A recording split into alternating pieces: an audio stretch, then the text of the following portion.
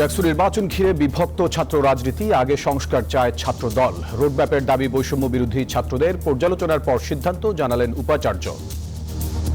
সুষ্ঠু এবং গণতান্ত্রিক সংস্কারের আগে ডাকসু নির্বাচনে যাওয়াটা আমার কাছে মনে হবে খুবই অকার্যকর এবং খুবই অপরিপক্ক সিদ্ধান্ত হবে। একটি কমিটিকে দায়িত্ব দিয়েছি ডাকসু সংক্রান্ত ব্যাপারে।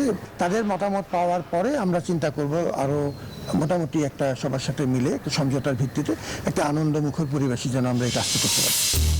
নির্বাচনের রোডম্যাপই অগ্রাধিকার, তার আগে প্রয়োজন সংস্কার। চূড়ান্ত সিদ্ধান্ত নেবেন সরকার প্রধান, জানালেন উপদেষ্টা রিজওয়ানা।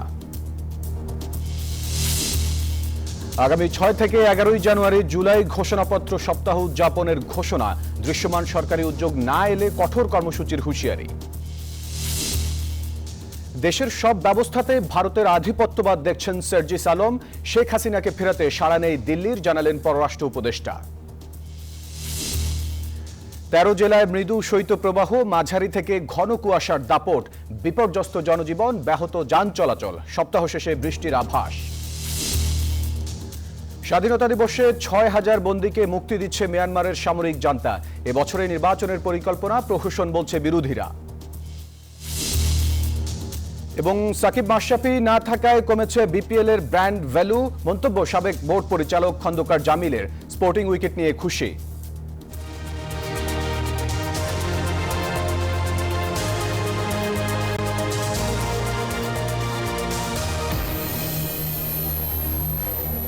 দর্শক, স্বাগত নিউজ 24 সংবাদে। পুরো সংবাদে আপনাদের সাথে আছি আমি ফয়সাল মাহমুদ। দেখছিলেন সংবাদ শিরোনামগুলি, এবারে পুরো খবর।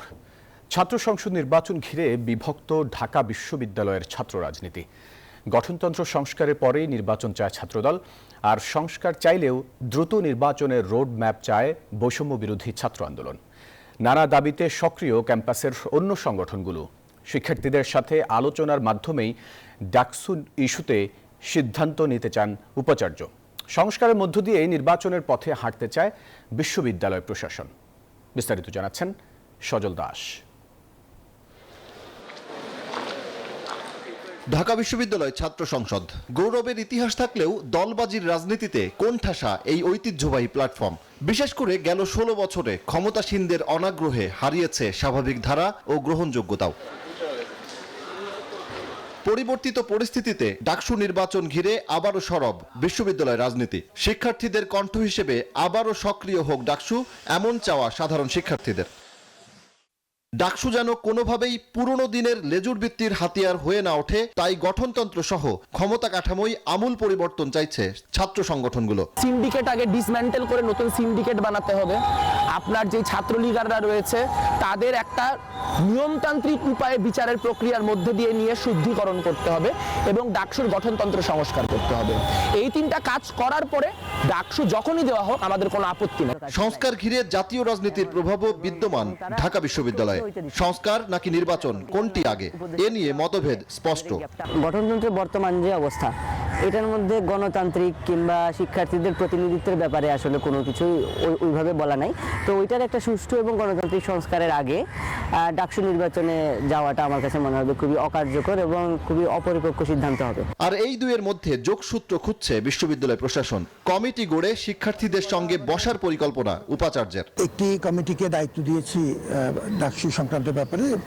তাদের গঠনতন্ত্র সহ ইত্যাদি বিষয়ের কিছু সংশোধন প্রস্তাব এসছে, এগুলো আমরা কতদূর করতে পারবো, কিভাবে করব, এগুলো এটা নিয়ে তাদের মতামত পাওয়ার পরে আমরা চিন্তা করব আরো মোটামুটি একটা সবার সাথে মিলে একটা সমঝোতার ভিত্তিতে একটা আনন্দমুখর পরিবেশে যেন আমরা এই কাজটি করতে পারি। শিক্ষার্থীরা বলছেন, অধিকার আদায় কিংবা জাতীয় রাজনীতি সব সময় সোচ্চার ঢাকা বিশ্ববিদ্যালয়। এই ক্যাম্পাসই অনেক সময় নির্ধারণ করে দেয় জাতীয় রাজনীতির গতিপথ। সজল দাস, নিউজ 24, ঢাকা। নির্বাচনের রোডম্যাপ তৈরি করা এই অন্তর্বর্তী সরকারের প্রধান অগ্রাধিকার, কিন্তু তার আগে রাষ্ট্র কাঠামোতে কিছু সংস্কার প্রয়োজন। যা নিয়ে কাজ করছে 11টি কমিশন। নিউজ 24-কে এসব কথা জানান উপদেষ্টা রিজওয়ানা হাসান। সাচিবিক দায়িত্ব পালন সহ 11 কমিশন যেসব চ্যালেঞ্জের মুখোমুখি হচ্ছে তা নিয়ে শনিবার দিনব্যাপী আলোচনা হয়। উপদেষ্টা রিজওয়ানা বলেন, সংস্কার কমিশনের সুপারিশের ভিত্তিতে চূড়ান্ত সিদ্ধান্ত নেবেন প্রধান উপদেষ্টা। বিস্তারিত জানাচ্ছেন শাহনাজ ইয়াসমিন। রাষ্ট্র সংস্কারে 11টি কমিশন গঠন করে অন্তর্বর্তী সরকার। এর মধ্যে জনপ্রশাসন, সংবিধান, দুদক, নির্বাচন, বিচার বিভাগ এবং পুলিশ সংস্কার কমিশন গঠন হয় অক্টোবরের 3 তারিখ। 31 ডিসেম্বরের মধ্যে এগুলোর সুপারিশ জমা দেওয়ার কথা ছিল। কিছু কাজ বাকি থাকায় মন্ত্রিপরিষদ বিভাগ থেকে বৃহস্পতিবার এই 6 কমিশনের সময় বাড়িয়েছে 15 জানুয়ারি পর্যন্ত। অন্যদিকে 17 ফেব্রুয়ারির মধ্যে প্রস্তাব জমা দিবে এমনটা জানিয়ে স্বাস্থ্য, নারী, গণমাধ্যম, শ্রম এবং স্থানীয় সরকার কমিশন গঠন করা হয়েছিল 19 নভেম্বর। প্রথমবারের মতো আলোচনার জন্য রাজধানীর মাইডাস সেন্টারের টিআইবি অফিসে একসাথে বসেন 11 সংস্কার কমিশন প্রধানরা। তারা আলাপ করছে যে কীভাবে কোঅর্ডিনেট করবে, কীভাবে করবে, এটা আলাপ হচ্ছে। বৈঠকে আইন উপদেষ্টা আসিফ নজরুল, পরিবেশ উপদেষ্টা সৈয়দা রিজওয়ানা হাসান, শিল্প উপদেষ্টা আদিলুর রহমান এবং সড়ক পরিবহন উপদেষ্টা ফাউজুল কবির উপস্থিত ছিলেন। এটা হচ্ছে বিভিন্ন যে সংস্কার কমিশন হয়েছে, কমিশনের মধ্যে একটা অভ্যন্তরীণ আলোচনা কিভাবে কাজটা আরো এগোনো যায়। তাদের কিছু কিছু ছিল সাচিবিক চ্যালেঞ্জ, কিছু কিছু ছিল ইনফরমেশনগুলো প্রসেস করার চ্যালেঞ্জ, কিছু কিছু ছিল অনেক ওভারওয়েলমিং, মানুষের অনেক ধরনের কমেন্টস, অনেক বড় বড় প্রত্যাশা, একটা কনক্লুশনে আসা, এইগুলো ছিল মূলত চ্যালেঞ্জ। কোনগুলো প্রায়োরিটি বেসিসে once their reports are finalized, প্রতিবেদনগুলো শেষ হয়ে গেলে যে প্রায়োরিটি বেসিসে কোনোগুলো আপনারা মনে করেন কিনা, what's your opinion on this, এগুলো নিয়ে কথা বলা। উপদেষ্টা সৈয়দা রিজওয়ানা হাসান বলেন, নির্বাচনের রোডম্যাপ তৈরি করা অন্তর্বর্তী সরকারের প্রধান অগ্রাধিকার হলেও এর আগে কিছু সংস্কার প্রয়োজন, যা নিয়ে কাজ করছে 11 কমিশন।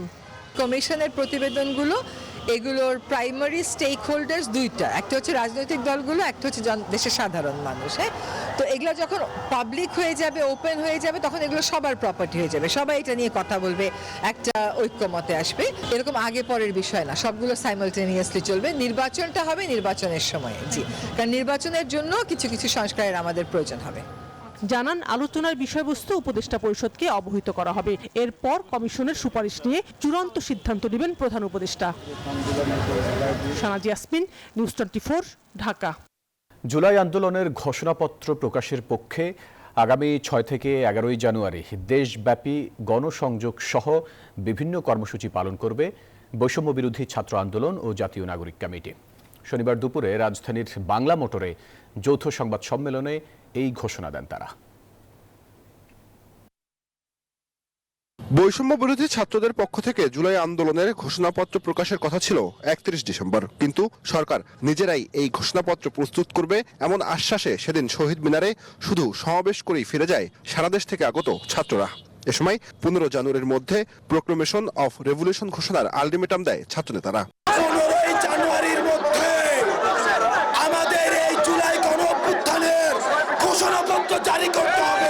এমন অবস্থায় 4 দিন পার হলেও সরকারের কার্যকর উদ্যোগ নেই বলে মনে করে ছাত্র নেতারা। দুপুরে সংবাদ সম্মেলন করে প্রোক্লেমেশন অফ রেভলিউশনের পক্ষে 6 থেকে 11 জানুয়ারি দেশব্যাপী বিভিন্ন কর্মসূচি পালনের কথা জানান বৈষম্য বিরোধী ছাত্র আন্দোলনের আহ্বায়ক হাসনাত আব্দুল্লাহ। আগামী সপ্তাহ জুড়ে দেশের প্রতিটি জেলায় এই ঘোষণাপত্রের দাবিতে কর্মসূচি পালন করা হবে। ইতিমধ্যে যেমনটি বলছিলাম, সারা দেশের সকল শিক্ষা প্রতিষ্ঠানে বৈষম্য বিরোধী ছাত্র আন্দোলন এবং প্রত্যেকটি জেলা উপজেলায় ছাত্র, নাগরিক, পেশাজীবী, কৃষক, শ্রমিক ও সর্বস্তরের জনগণের মাঝে একযোগে আমরা গণসংযোগ চালাবো। এ সময় জাতীয় গুরুত্বপূর্ণ বিষয়ে সরকারকে আরো কার্যকর উদ্যোগ নেওয়ারও আহ্বান জানান তারা। সংবাদ সম্মেলনে বলা হয়, জনস্বার্থের বিভিন্ন ইস্যুতে সরকার তাদের মতামত জানতে চাইলে ছাত্ররা সহযোগিতা করবে।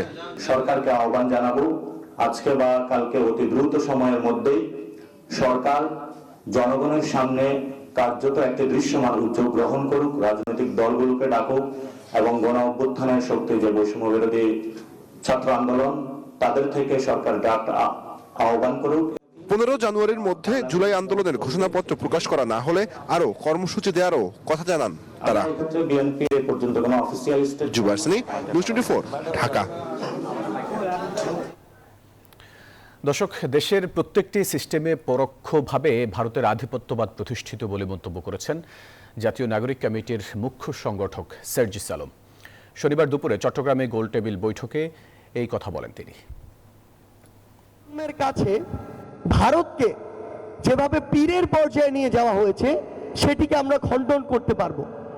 আমরা আধিপত্যবাদ যদি খণ্ডন করতে চাই, এই আধিপত্যবাদ যেই প্যারামিটারগুলো দিয়ে তৈরি হয়েছে সেগুলো আমাদের আগে ভাঙতে হবে। সাবেক প্রধানমন্ত্রী শেখ হাসিনাকে দেশে ফেরত পাঠানোর বিষয়ে ভারত থেকে কোনো আনুষ্ঠানিক চিঠি পায়নি বাংলাদেশ। এমনটি জানিয়েছেন পররাষ্ট্র উপদেষ্টা তৌহিদ হোসেন। পূর্বাচলে এক আয়োজনে এই কথা বলেন তিনি। আমরা এখন পর্যন্ত আমি কোনো চিঠি পাইনি, এটা জাস্ট পত্রপত্রিকাতে যেটুকু দেখেছি সেটুকুই।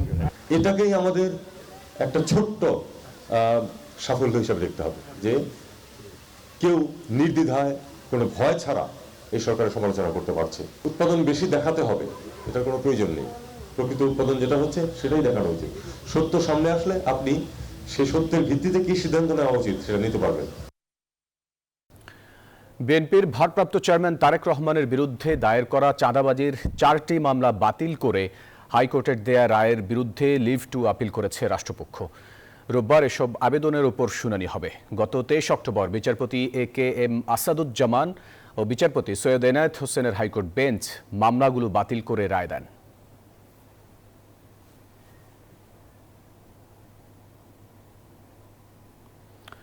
ছাত্ররা গুলির মুখে দাঁড়িয়ে জীবন দিতে দ্বিধা করেনি।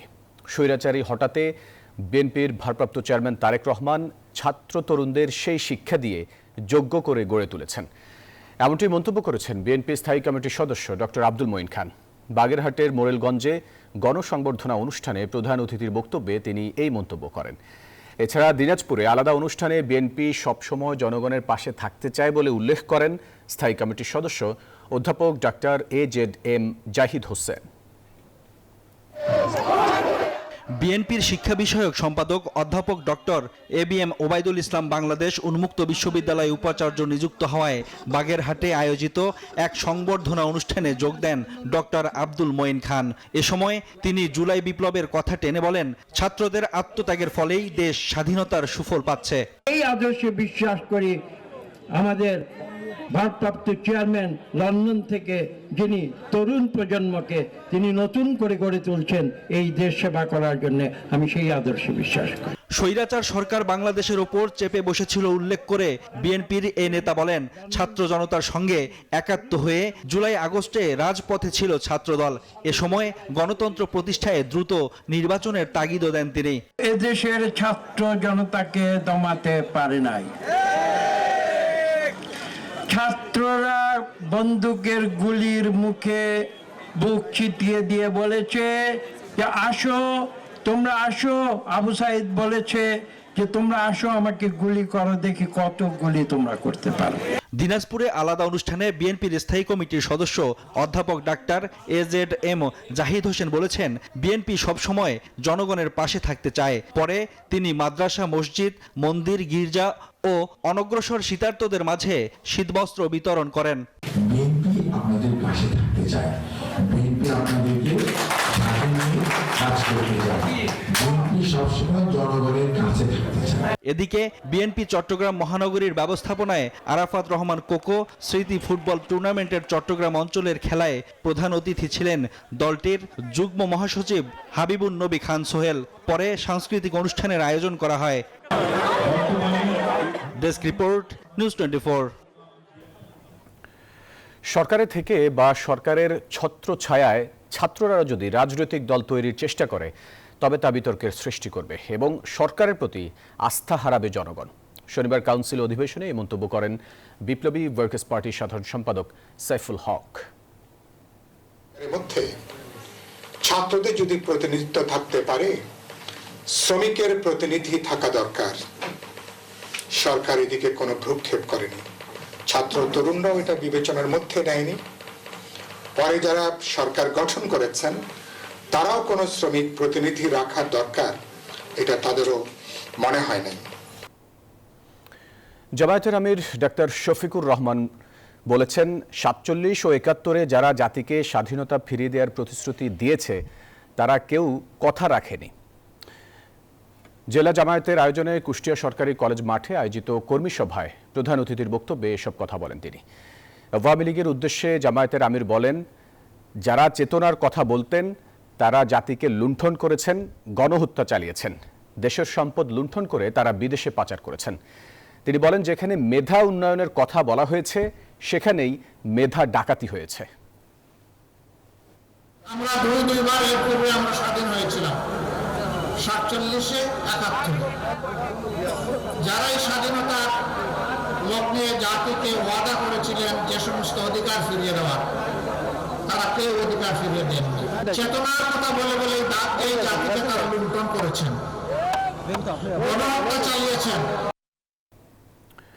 জাতীয় বিপ্লবী পরিষদের নাগরিক সমাবেশে হট্টগোলের ঘটনা ঘটেছে। অন্তর্বর্তী সরকারের সমালোচনা করে বক্তব্যের জেরে হামলার শিকার হয়েছেন গণ অধিকার পরিষদের মুখপাত্র ফারুক হাসান। এ ঘটনায় আইনি সহায়তা চেয়ে রাজধানীর শাহবাগ থানায় অভিযোগ দিয়েছে গণ অধিকার পরিষদ। শনিবার দুপুর 2টায় কেন্দ্রীয় শহীদ মিনারে ফ্যাসিবাদ বিলোপ ও নতুন সংবিধানের দাবিতে নাগরিক সমাবেশের আয়োজন করে জাতীয় বিপ্লবী পরিষদ। জুলাই আগস্ট অভ্যুত্থানে শহীদ ও আহতদের পরিবারের জন্য সহায়তা ও হামলায় জড়িতদের বিচারের দাবি তুলে ধরেন বক্তারা। অন্তর্বর্তীকালীন সরকার, এই সরকার না অন্তর্বর্তীকালীন, না বিপ্লবী, না অমুক না তমুক, কিছুই জানি না, একটা জোড়া খিচুড়ি সরকার বানিয়ে ফেলেছে। আমন্ত্রিত অতিথি ছিলেন গণ অধিকার পরিষদের মুখপাত্র ফারুক হাসান। সমাবেশে দেয়া বক্তব্যে অন্তর্বর্তী সরকারের সমালোচনা করেন তিনি। তার বক্তব্যের পর একদল লোক চড়াও হয়, চেয়ার ছোড়ার পাশাপাশি ঘটে হামলার ঘটনা। আহত অবস্থায় ফারুক হাসানকে নেওয়া হয় হাসপাতালে। এ ঘটনায় থানায় অভিযোগ দিয়েছে গণ অধিকার পরিষদ। আমি যাওয়ার পর এখানে কোনো মারামারি নাই। নাগরিক সমাজের ব্যানারে একটা অনুষ্ঠান হচ্ছে শহীদ মিনারে, সেই শহীদ মিনারে হয়তো বক্তব্য দেওয়াকে কেন্দ্র করে হয়তো এই ধরনের চেয়ার ছুড়াছুড়ির মতো একটা ঘটনা। দিবেন কারা কারা এই হামলার সাথে জড়িত, আমরা তাদের যদি এটাতে সম্পৃক্ততা পাই অবশ্যই আইনগত ব্যবস্থা এখন নিজে মিডিয়াতে ইতিমধ্যে দেখেছেন যে কিভাবে তার উপর হামলা চালানো হয়েছে। আমরা তাকে ভিডিও দেখিয়েছি। এরপরেও তিনি বলছেন যে চেয়ার ছোড়াছুড়ি এই ধরনের বক্তব্য গ্রহণযোগ্য না। আমরা ডিবিসিবির সাথে কথা বলেছি, ডিএমপি কমিশনারের সাথে আমরা কথা বলবো। আমরা দেখতে চাই গণঅভ্যুত্থানে যারা ভূমিকা রেখেছে তাদের সাথে পুলিশ কি ধরনের আচরণ করে। হামলার প্রতিবাদে কর্মসূচি দিতে রোববার সংবাদ সম্মেলন ডেকেছে গণ অধিকার পরিষদ। সাথে সাথে পিছন থেকে অতর্কিতভাবে আমার উপরে তারা আক্রমণ করে। মাসুদ আলাবনী, নিউজ 24, ঢাকা। নিশ্চিত হয়েছে যেটা আগামী জাতীয় নির্বাচন অবাধ, সুষ্ঠু এবং নিরপেক্ষ হবে। নির্বাচনের সম্ভাব্য সময় 2025 সালের শেষ ভাগ থেকে 2026 সালের প্রথমার্ধের মধ্যে, এমনটি বলেছেন প্রধান উপদেষ্টা ডক্টর মোহাম্মদ ইউনূস। ব্রিটিশ সংসদ সদস্য রূপা হক দেখা করতে এলে তাকে এসব কথা জানান অধ্যাপক ইউনূস। প্রধান উপদেষ্টা বলেন, নির্বাচনের তারিখ নির্ভর করছে জনগণ কতটা সংস্কার চায় তার উপর। বৈঠকে ডক্টর ইউনূস বলেন, বাংলাদেশের গত 3টি নির্বাচনে জনগণ ভোট দিতে পারেনি। রূপা হক বলেন, পরবর্তী নির্বাচন পর্যবেক্ষণে তিনি ঢাকা সফর করতে আগ্রহী।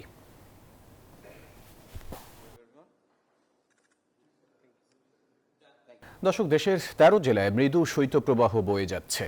এছাড়া সারা দেশে মাঝারি থেকে ঘন কুয়াশা পড়ছে। এতে জনজীবন সহ ব্যাহত হচ্ছে যানবাহন চলাচল। বেশি ভোগান্তিতে পড়েছেন শ্রমজীবী নিম্ন আয়ের মানুষ। হাসপাতালে বাড়ছে ঠান্ডাজনিত রোগীর সংখ্যা। শনিবারও দেশের সর্বনিম্ন তাপমাত্রা রেকর্ড করা হয়েছে তেঁতুলিয়ায় 9.4 ডিগ্রি সেলসিয়াস। এদিকে সপ্তাহ শেষে বৃষ্টির আভাস দিয়েছে আবহাওয়া বিভাগ। প্রতিনিধিদের পাঠানো তথ্যছবিতে ডেস্ক রিপোর্ট। ঘন কুয়াশা আর হিমবাতাসে কাঁপছে সারা দেশ। রাজশাহী, পাবনা, বগুড়া, নওগাঁ, কুষ্টিয়া এবং রংপুর বিভাগের 8 জেলার উপর দিয়ে বইছে মৃদু শৈত্যপ্রবাহ। তীব্র শীতে স্থবির হয়ে পড়েছে জনজীবন।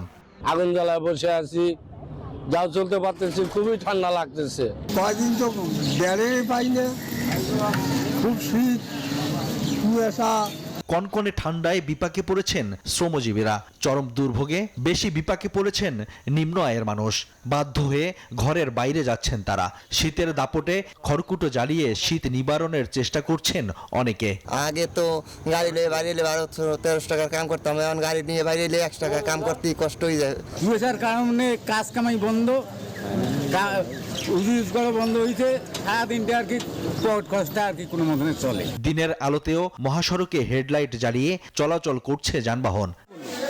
হাসপাতালগুলোতে বাড়ছে শীতজনিত রোগের প্রকোপ। বেশি আক্রান্ত হচ্ছেন শিশু ও বয়স্করা। সতর্ক থাকার পরামর্শ দিচ্ছেন চিকিৎসক। আবহাওয়া বিভাগ বলছে, ধীরে ধীরে তাপমাত্রা বাড়লেও সপ্তাহের শেষে বৃষ্টি হতে পারে। সেই সাথে চলতি মাসেই আরও কয়েকটি শৈত্যপ্রবাহ হবে। শনিবার দেশের সর্বনিম্ন তাপমাত্রা রেকর্ড হয়েছে তেঁতুলিয়ায় 9.4 ডিগ্রি সেলসিয়াস। জনজীবনের পাশাপাশি ঘন কুয়াশার কারণে বিমান চলাচল, অভ্যন্তরীণ নদী পরিবহন এবং সড়ক যোগাযোগ সাময়িক ব্যাহত হচ্ছে। Desk report, news 24। সহকর্মী, প্রিয়জন আর পরিবারের সদস্যরা শেষ বিদায় জানিয়েছেন জনপ্রিয় চিত্রনায়িকা অঞ্জনা রহমানকে। শনিবার সকালে বিএফডিসি প্রাঙ্গণে নেওয়া হয় তার মরদেহ। বিষাদের সুরে বিদায় জানানো হয় কিংবদন্তি এই অভিনেত্রীকে। আরও জানাচ্ছেন সুকন্যা আমির। মৃত্যু মানেই শোক, সেই শোক নিয়েই শুরু হয় শনিবারের এফডিসির সকাল। যে অঙ্গন অঞ্জনাকে নায়িকা রূপে দর্শকপ্রিয়তা এনে দিয়েছিল, সেই অঙ্গনে আজ বিদায়ের সুর। বিষাদের সুর বাজে অঞ্জনা রহমানের দীর্ঘদিনের সহকর্মীদের কণ্ঠেও। এই শূন্যতা কখনোই পূরণ হবার নয়। নিয়ে আসবো একটু আগে আমি গেলাম, তখন কথাবার্তা স্বাভাবিক ছিল এবং আমার লোকজন ছিল তাদের সাথে আমি কথা বলেছি। আমি মনিকে ফোন দিয়েছিলাম, মনে বলছে যে জ্বর, এই 45 ঘন্টা রেস্টে থাকতে বলছে। 23 তারিখ সকালবেলা আইসা ইউনাইটেড হসপিটালে নিয়ে গেছি আমি। আইসা দেখি বিছানা খুব খারাপ অবস্থা, কোলে করে নিয়ে গেছি। আমরা এত কাছে থেকে মিশছি, এত কাছে থেকে আমরা একসাথে হয়েছি যে বলার মতো না। ওনার একটা ড্রিম প্রজেক্ট ছিল অঞ্জনা সিনে কমপ্লেক্স, যেটার সাথে আমি সরাসরি সম্পৃক্ত ছিলাম। এটা আমাদের সবারই একটা ড্রিম প্রজেক্ট ছিল। ওই প্রজেক্টটা যখন আমরা দেখলাম যে হলো না, উনি মারাত্মকভাবে আপসেট ছিলেন। প্রায় 4 যুগ ধরে চলচ্চিত্র অঙ্গনের সাথে সম্পৃক্ততা ছিল কিংবদন্তি এই শিল্পীর। তবে বিদায় বেলায় হাতে গোনা কয়েকজন ছাড়া পরিচিত মুখ খুব একটা দেখা যায়নি এফডিসি অঙ্গনে। তিনি যে আমাদের দেশের জাতীয় পুরস্কার প্রাপ্ত একজন শিল্পী, তার থেকেও বড় জিনিস হলো তার আচরণ, মানে তার ব্যবহারটা খুব সুন্দর ছিল। সিনিয়র শাবনামা থেকে আরম্ভ করে উনি একজন সাধারণ আদনান ছোট জুনিয়র শিল্পীর সাথে একই আচরণ করতেন, এটা ওনার কাছ থেকে শেখার। আমাদের অনেক বড় একজন গার্জিয়ান উনি, তাকে আমরা হারিয়েছি, এর থেকে বেদনার কিছু থাকে না। অঞ্জনা রহমানের মৃত্যু নিয়েও প্রশ্ন তোলেন কেউ কেউ। যাকে আসলে পালিত সন্তান বলুক আর যাই বলুক, লালন পালন করেছে, সেও সকাল 9:30টার মধ্যে আসতে পারেনি। আর আমার কথা হচ্ছে, সে কেন বাসায় চলে যাবে? আমরা যখন শুনেছি ইউনাইটেডে আমরা যেতে চেয়েছি, আমাদেরকে দেখতে দেওয়া হয়নি, যেতে দেওয়া হয়নি। তো কেন দেখতে দেওয়া হয়নি? তাকে দেখতে দেওয়া হয়নি, তার কাছে যেতে দেওয়া হয়নি। এখন আমাদের কথা কেন যেতে দেওয়া হয় নাই? এফডিসি প্রাঙ্গণে জানাজা শেষে মরদেহ নেওয়া হয় চ্যানেল আইতে। সেখানে শ্রদ্ধা জানিয়ে বনানী কবরস্থানে দাফন করা হয় তাকে। সুকন্যা আমির, নিউজ 24, ঢাকা। রাজধানীর আদাবরে একটি বাসার লকার ভেঙে লুট হওয়া 45 ভরির স্বর্ণালংকারের মধ্যে 32 ভরি উদ্ধার করেছে পুলিশ। সিসি ক্যামেরার ফুটেজ বিশ্লেষণ করে দুজনকে গ্রেফতার করা হয়। বাকি স্বর্ণ উদ্ধারের চেষ্টা চলছে বলে জানিয়েছে পুলিশ। রাজধানীর আদাবরে 16 নম্বর রোডের এ বাসার লকার ভেঙে লুট হয় 45 ভরি স্বর্ণ। ভুক্তভোগী থানায় অভিযোগ করলে সিসি ক্যামেরার ফুটেজ বিশ্লেষণ করে চুরির সাথে জড়িত দুজনকে গ্রেপ্তার করে পুলিশ। পরে জানা যায়, গ্রেপ্তারকৃত কিশোর মাহিন বাদী বাবলি সরকারের আপন ভাইয়ের ছেলে। তাকে সহযোগিতা করে বন্ধু রেহান। মাহিন এই ভবনে থাকতো বলে জানান প্রতিবেশীরা। 45 ভরি স্বর্ণ 50,000 টাকা উৎসরা। তার ভাইস্তে তার ভাই বউ আর ওর বন্ধু বান্ধব আসছিল, গিয়ে সাত করে নিয়ে এসে তালা ভাঙে নিছে। পুলিশ এসে দিয়ে গেছে, খুঁজ করছে, রুমের ভিতরে করছে, ধরে নিয়ে গেছে। আদাবর থানার অফিসার ইনচার্জ SM জাকারিয়া জানান, ফ্যান্টাসি থেকে গয়না চুরির পরিকল্পনা করে তারা। মাহিন তার ফুপুর বাসা ফাঁকা পেয়ে বন্ধুকে নিয়ে ঘটনাটি ঘটায়। দুই বন্ধু মিলে প্ল্যান করে, তো হঠাৎ সেদিন বাদীর অনুপস্থিতিতে সেটা সুযোগটা কাজে লাগিয়েছে। দরজা লকার তারা প্রথমে ভাঙে, তারপরে ভিতরে ঢুকে যে ওয়ার্ড্রপের মধ্যে ছিল সেই ওয়ার্ড্রপের লকারও তারা ভাঙে। 45 ভরির মধ্যে 32 ভরি স্বর্ণ উদ্ধার করা হয়েছে বলে জানায় পুলিশ। সঙ্গে উদ্ধার করা হয় 27,000 টাকাও। অনুমান 45 ভরি স্বর্ণ এবং 12 ভরি রৌপ্য তার মেশিন ছিল। তো সেখান থেকে আমরা 32 ভরি স্বর্ণ এবং 10 ভরি রৌপ্য উদ্ধার করি। গেল 28 থেকে 29 তারিখের মধ্যে তারা এই চুরির ঘটনা ঘটায় বলে জানিয়েছে পুলিশ। Desk report, news 24। এবার অর্থ বাণিজ্য সংবাদ।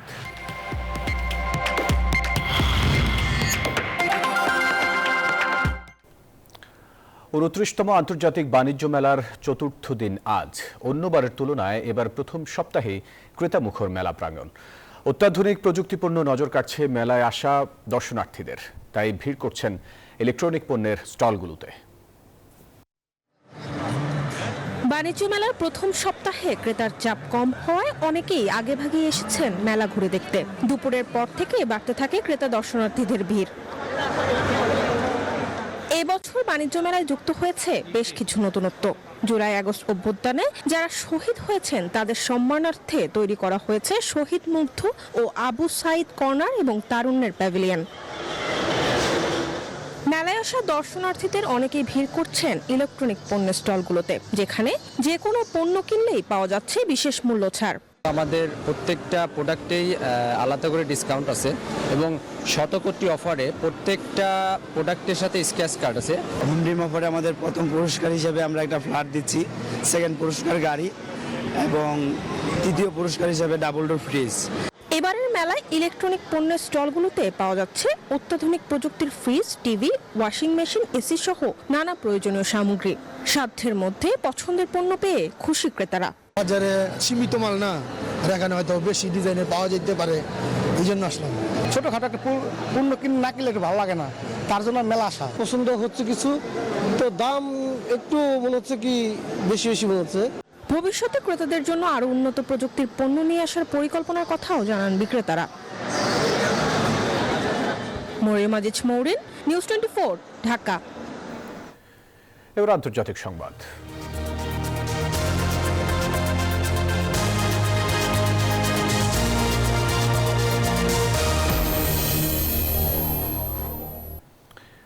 এবারে জানাবো খেলার সংবাদ।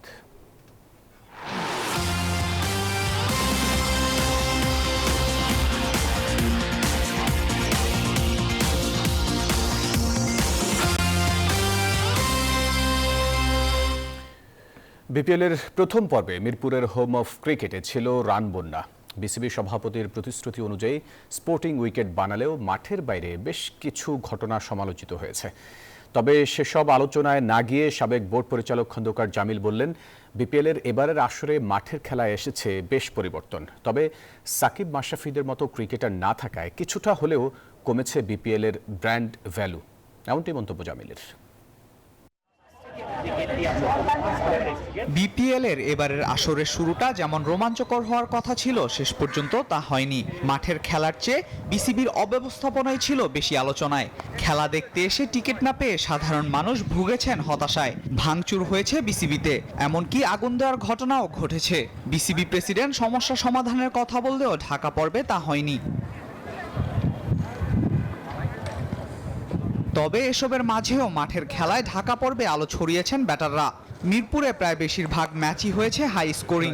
এমন উইকেটে খেলা হওয়ায় বিসিবির প্রশংসা করলেন সাবেক বোর্ড পরিচালক খন্দকার জামিল।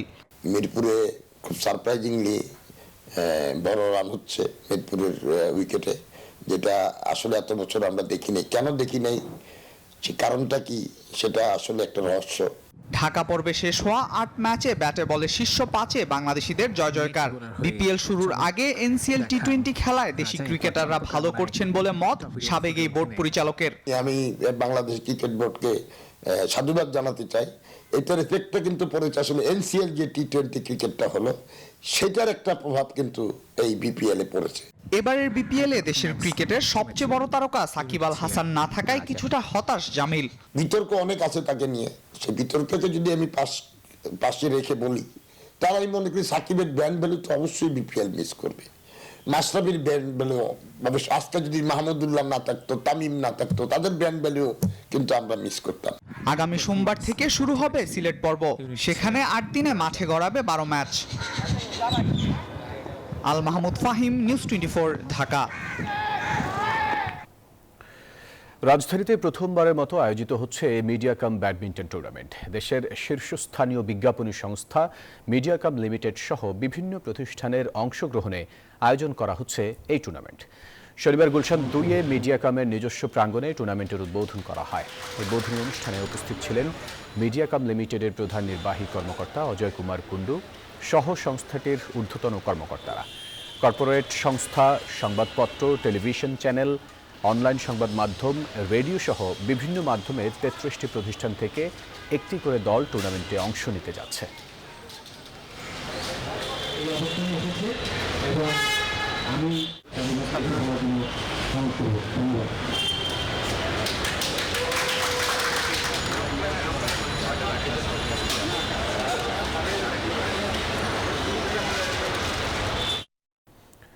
দর্শকের ছিল নিউজ 24 সংবাদে। আরও সংবাদ ও বিশ্লেষণ জানতে ভিজিট করুন news24bd.tv-তে।